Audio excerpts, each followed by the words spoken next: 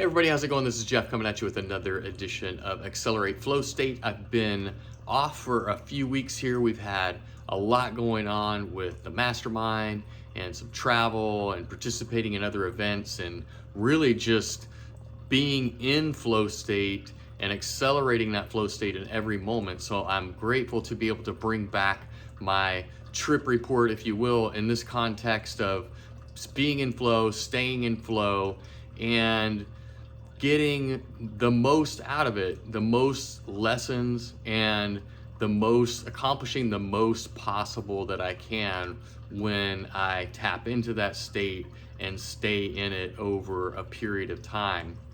And to be able to show up and provide value to the people around me, make an impact, and really just continue to learn, up level, and grow for myself so that I can continue to show up for the people around me. One of the questions that I love the most when I am considering what I need to do for my quarterly planning, my monthly planning, what I'm going to do for the week or the day is, who do I need to be on my A game for? This is a Brendan Burchard question.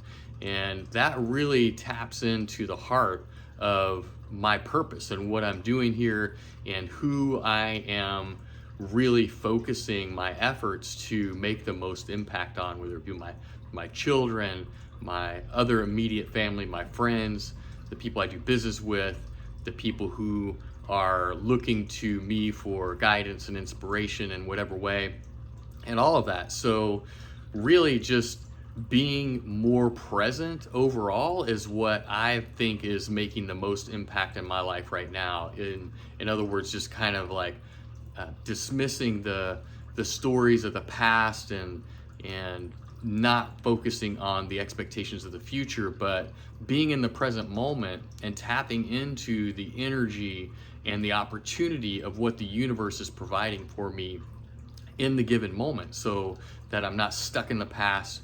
I'm not hung up on what I'm going to create in the future. I'm just enjoying what I'm doing right now in this moment and really being present with what is. And I think that when I do that, I am faced with any of the limitations or distortions that are going to hold me back from being present.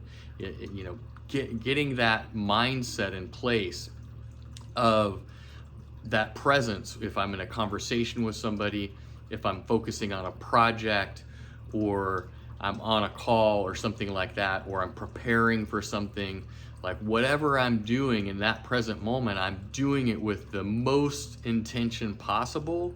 And that's giving me the energy and the excitement behind what I can do and feeling into the result that I want.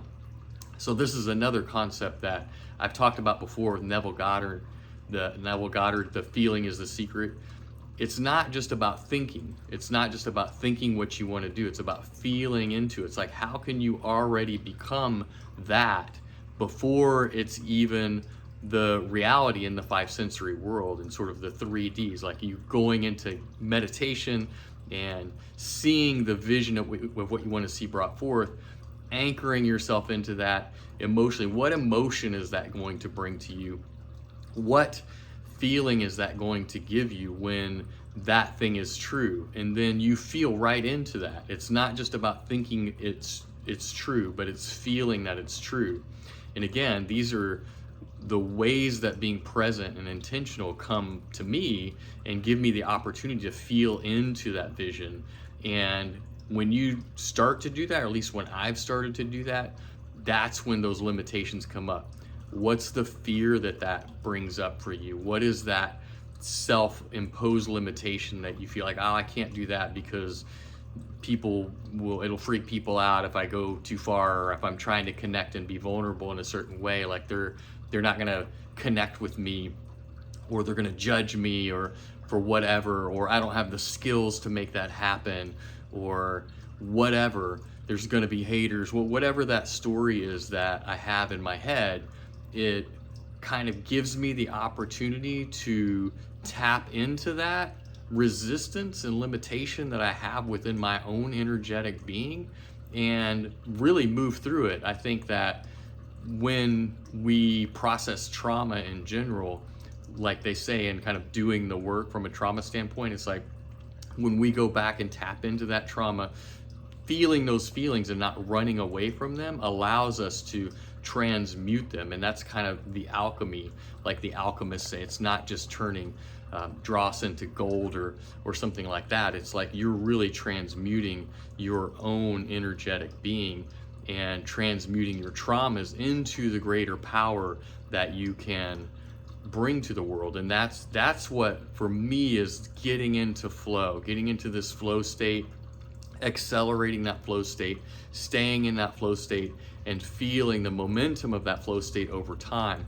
So that's what I had to do the last few weeks, because lots of travel, lots of interaction with people, lots of important meetings where there's big opportunities that if I don't tap into that and I don't bring that intentional presence and awareness of what's going on, bring everything together, all of my knowledge, all of my skills, all of my intention and integrity, and build trust in real time with people, then these things are not going to happen, right? So it's really, that's the alchemy of bringing everything together in the present moment and being able to relay that to the people around you in real time. And again, just kind of being very intentional about it and feeling into that moment before it happens. So that's what I do in meditation. And when I'm thinking through these things, is I'm thinking about my day, I'm thinking about these interactions that I'm going to have, the meeting, the opportunity, whatever it is, and getting to the bottom of that resistance before it happens, so that when I get into the actual situation and reality, then those limitations, even if I feel them, I've already dealt with them. I've already wiped the slate, right? So they don't hold me back. They don't limit me ultimately. So that's kind of my trip report from over the past few weeks, because it was a lot to manage, and there's still a lot going on. But again, feeling into it, being present with it allows me to maximize the opportunity and the results that I get from it.